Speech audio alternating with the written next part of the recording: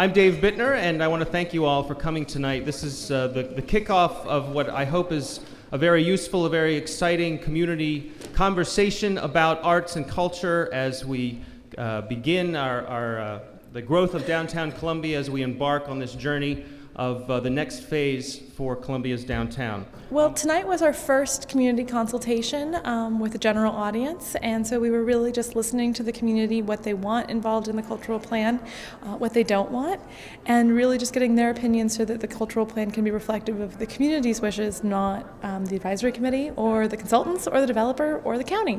It's really a community-driven process, and this is how we're listening to our community. Well, the goal was to bring everybody up to speed on the community master plan and where it stood, to explain where culture plays an important role in that master plan, and to get their ideas for how to implement the basic principles of the master plan.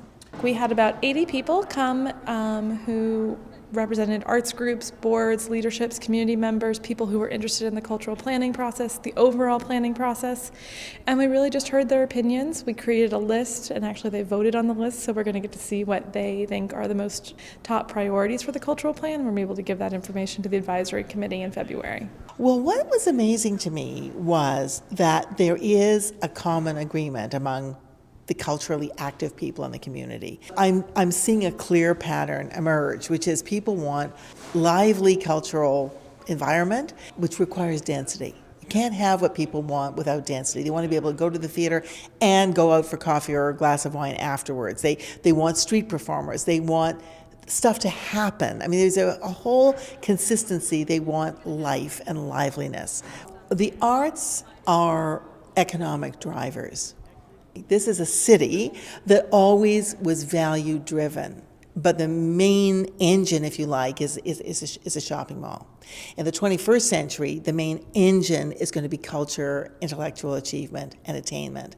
And that cultural driver will drive retail, it will drive food, it will drive entertainment, it will drive residential. So we're seeing in exciting urban environments where there is a diverse and dynamic cultural life, people move there for the convenience of living with the culture. People want to live in a more European style, let's just say, living with culture. So the cultural dimension, apart from being good in and of itself, is actually good for business, and it's good for sustainability.